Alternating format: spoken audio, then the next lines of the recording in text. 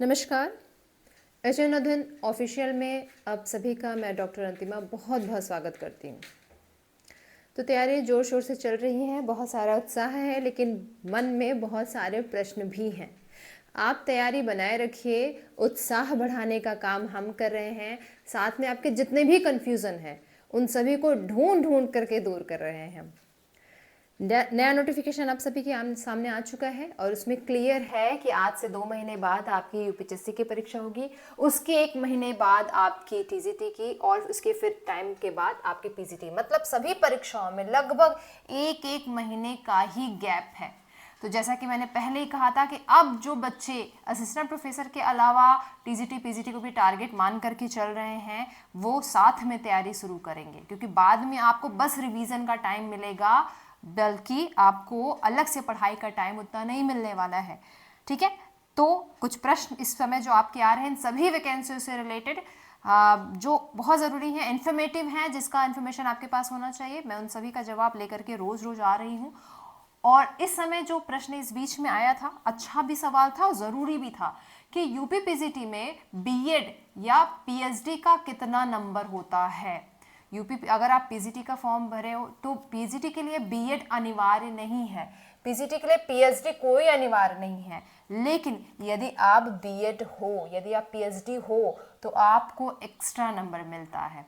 कितना है ये नंबर, क्या फायदा होता है, बीएड होने के बाद आपके सिलेक्शन होने के चांस कितने बढ़ जाते हैं, पीएचडी होने से कितना फायदा मिलता है, वो सभी हम आज के इस वीडियो में डिस्कस करेंगे। और केवल डिस्कस नहीं, मैं बाकायदा नोटिफिकेशन के साथ आपको दिखा रही हूँ कि कितना नंबर मिलेगा। ठीक है, तो जैसा कि हम जानते हैं आपका, और ये फायदा जो होता है वो आपको पीजीटी में मिलता है बीएड करने का भी।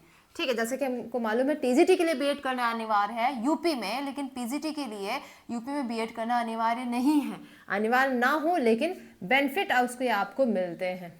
तो चलिए आइए मैं दिखाती हूँ सीधे नोटिफिकेशन के द्वारा ही, क्योंकि अपनी बातों को साक्ष्य के साथ कहा जाए तो पुष्टि और अच्छे से हो जाती है। तो चलिए आइए आते हैं इस नंबरों पे। ठीक है, सबसे पहले हम जानते हैं कि आपके पीजीटी में कितने प्रश्न आते हैं। 125 प्रश्न आते हैं जो रिटन होता है, एमसीक्यू के 125 प्रश्न आते हैं। ठीक है, जो कि टोटल 425 नंबर के होते हैं। ठीक, 425 नंबर के आते हैं आपके। यहाँ लिखा हुआ लिखित परीक्षा जो होती है 425 नंबर की होती है।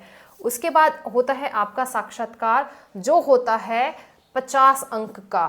ठीक, उसके बाद जो होता है आपका उत्तर प्रदेश माध्यमिक शिक्षा सेवा चयन बोर्ड के व्यवस्था के अनुसार जो अधिभार जो है विशेष योग्यता वो आपके इसी में आती है। विशेष योग्यता में क्या है, आपने बीएड किया है, एमएड किया है, या फिर किसी अंतर और राष्ट्रीय खेलकूद में आपने प्रतिभाग किया है तो उसके भी कुछ पॉइंट्स मिलते हैं, वो उसके आपके 25 नंबर हैं। ठीक है, मतलब 25 नंबर आप एक्स्ट्रा ले सकते हो 425 के अलावा, 50 अंक के अलावा। लेकिन मैं बता दूं ये जो वेटेज है ना आपका 25 नंबर का वेटेज, ये तब मिलेगा जब आप रिटन क्वालिफाई करके चले आओगे।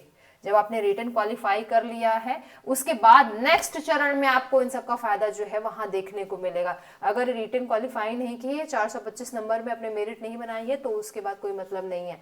लेकिन फिर भी दिमाग में आप लोग के प्रश्न है, कंफ्यूजन है, और आपने अगर बीएड कर रखा है, पीएचडी कर रखी है तो वो भी आपको फायदा किस तरीके से दे सकती है। आइए हम देखते हैं क्या क्या नंबर कितने पे निर्धारित है। यहाँ देखिए बिल्कुल क्लियर लिखा है 85 नंबर, 85% मार्क्स जो है वो आपके लिखित परीक्षा के होते हैं, जो ये 425 है। टोटल अंक कितना होता है 500 में आपकी पूरी मेरिट जो होती है, 500 में 425 अंक जो है वो रिटर्न के हैं, मतलब 85% जो है वो आपका रिटर्न का होता है। ये बातें क्लियर है। ठीक है, उसके बाद आता है आपका जो है साक्षात्कार, वो 10% का होता है, मतलब 500 का 10% आपका 50 अंक का साक्षात्कार होता है। ठीक है, क्लियर है। अब ये तो क्लियर है, सबको पता है, क्योंकि ये हम परीक्षा में इसीलिए अपीयर हो रहे हैं कि रिटन प्लस आपका साक्षात्कार।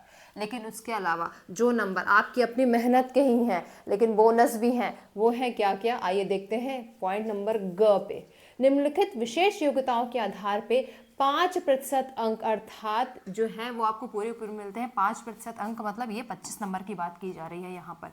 अब कैसे कैसे मिलते हैं देखो, डॉक्टरेट की उपाधि के लिए आपको कितने नंबर मिलेंगे, डॉक्टरेट की उपाधि के लिए आपको मिलेंगे 2% अंक मिलेंगे। अगर आपने पीएचडी रखी है तो 2% अंक मिलेंगे, लगभग समझ लो 10 नंबर के करीब आपको यहाँ मिल सकता है डॉक्टरेट की उपाधि पर।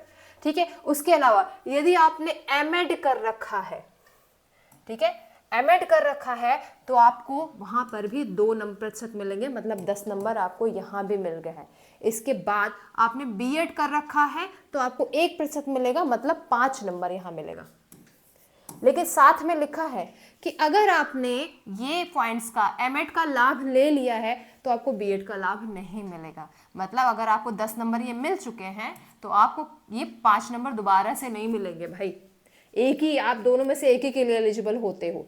तो समानता एमएड लोग कम किए रहते हैं, ठीक है। बीएड लेकिन बहुत लोगों ने कर रखा है तो आपको ये 5 नंबर जो है वो यहाँ पर प्लस और मिल रहा है। उसके अलावा और क्या नंबर मिला है, राज्य की टीम के माध्यम से किसी राष्ट्रीय स्तर के खेल कूद प्रतियोगिता में भाग लेने पर भी आपको 1 नंबर प्रतिशत, मतलब 5 नंबर और मिल रहा है। मतलब कायदे से अगर देखा जाए तो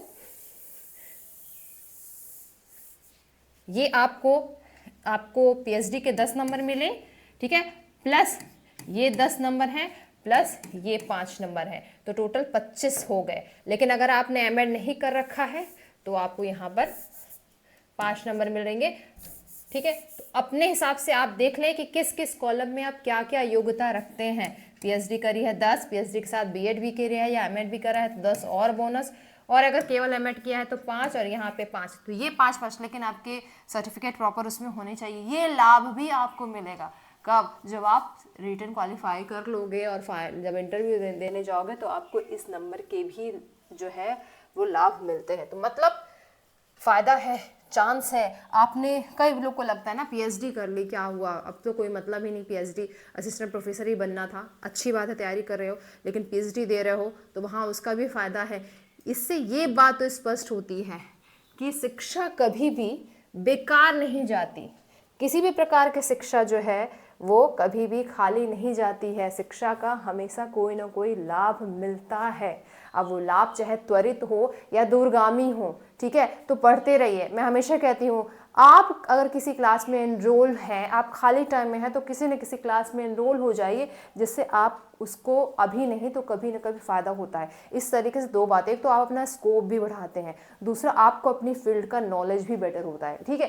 तो बहुत सारे बच्चों का प्रश्न था कि आप क्या करें हैं, फ़ायदा मिलता है कि नहीं मिलता है, तो आपने स्पष्ट देख लिया है, ठीक।